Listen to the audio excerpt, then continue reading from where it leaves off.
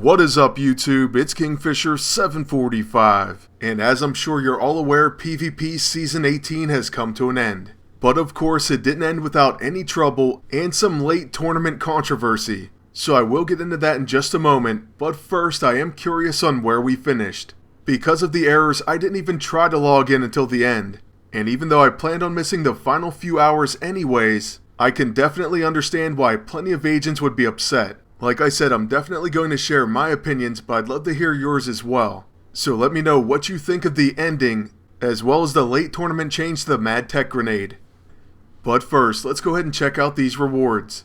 Alright, well I thought I gave it enough time, but apparently we still have 30 more seconds.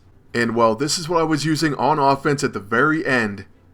Heroic Age Iron Fist, Anti-Venom, then the Synthetic Cube, the Weather Control Device, the Ex-Oblivion, and the No Mercy.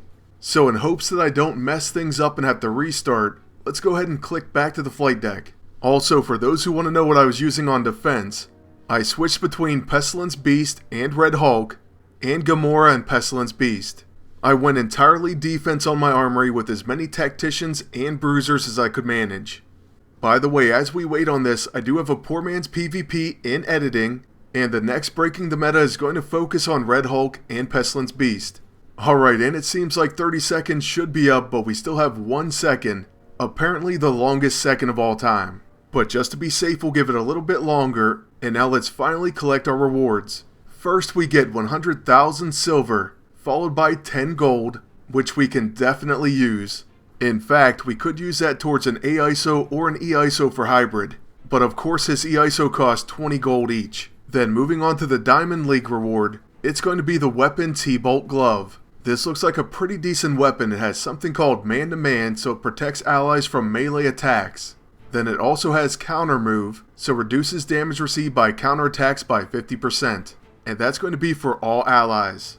Then another thing I think will be promising, of course, is Absorb Energy. I know it's vicious for Red Hulk, so why not for our agent? Then next we got the blueprint for the Bruiser Safeguard suit. And this has Bruiser Safeguard for 1 round, reduces damage received by 25%, protects against single target and area attacks, and chance to apply cower with single target attacks. In the next part of the video we are going to go ahead and equip this, and I'll show you how I'm going to ISO it out, well at least for now. And then finally, we were lucky enough to get Nova. So that's right, we finished in Adamantium and Sam Alexander is ours. Let me know where you finished in the comments section below. With Nova's recruitment, I'm happy to say that we now have all the heroes in the game, so bring on the next character.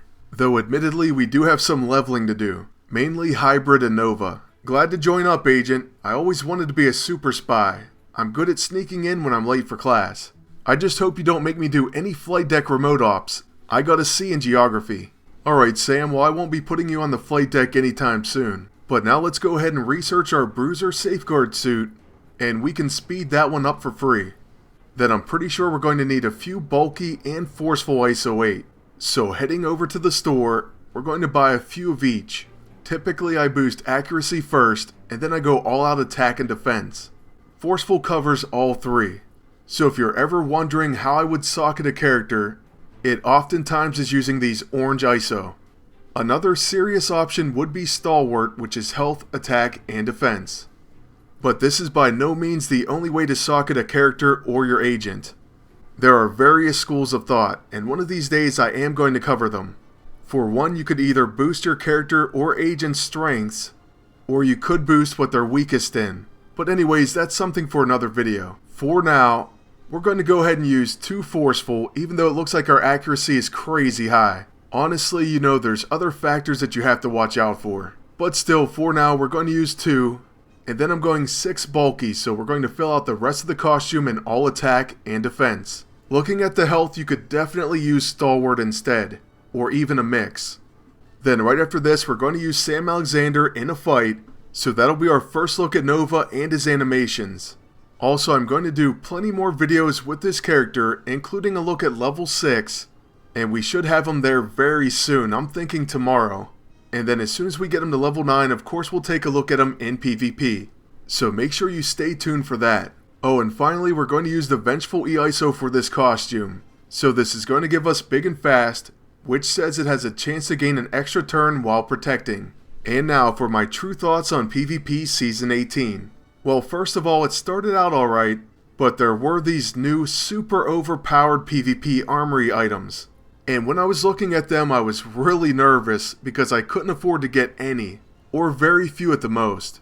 I obviously knew they were going to cause some issues in PvP, because the numbers that they provided were going to be pretty hard to overcome. Not impossible, but hard. So every single bit of gold I had, or that I won, went towards getting these 2G items.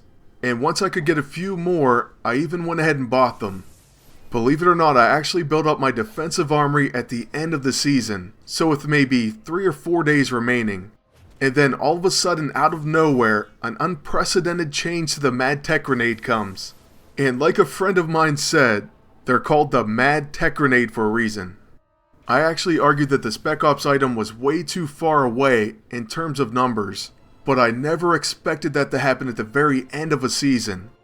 Once again, they implement changes at the very end, and I felt like it either should have came sooner or in the next tournament, but not with only 1 or 2 days remaining, and it's going to affect the entire season.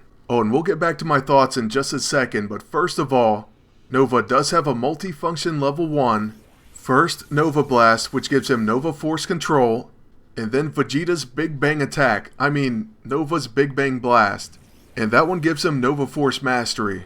By the way, his Nova Blast is a single target attack, and his Big Bang Blast is an AoE. But anyways, back to my rant. I was definitely upset with the changes because I felt like I was cheated out of gold. If the Mad Tech Grenade would have been raised from the start, I wouldn't have been worried about upgrading my armory. So I would have saved what gold I had, and I certainly wouldn't have worried about getting any more. I don't know what your thoughts are on that situation, but I'd love to hear your opinions on that as well. I guess the best news is the next Spec Op item should be pretty great, and definitely worthy of putting in your armory. So that's something that I do look forward to. That should definitely allow me to get more character ISO for Hybrid. Then as far as the errors that happen at the end of the season, well, it just become commonplace. For me, it ends up getting unbearable, and I pretty much just have to log off. Otherwise, I might burst a blood vessel. For any agents that can't afford to log off, trust me, I feel your pain. I've been there in the past, and it's absolutely excruciating. It used to stress me out so bad I would get a headache. But I'll tell you what I honestly ended up deciding.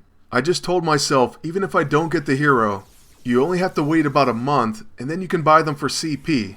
And farming CP is absolutely stress-free. So really, it's not worth all the pain, all the stress, and getting upset for a character that's not even exclusive. They're going to be released for CP, you just have to wait a little bit longer. To me, the big prize was always the uniform. So if you can finish in Vibranium, you should be very happy with that finish. And honestly, if you tried your best, and especially if you saw improvement, then you should be proud of yourself. I really hope you all finish in the league that you were aiming for, and as always, I will try my best to help you out with PvP, as well as PvE in this game. For those of you interested in seeing any more of Sam Alexander, I will have another video of him very soon. That's going to be it for our first look, but I would like to thank you all for watching, and ask you to please like, comment, and subscribe. Then until next time, good luck, and take care.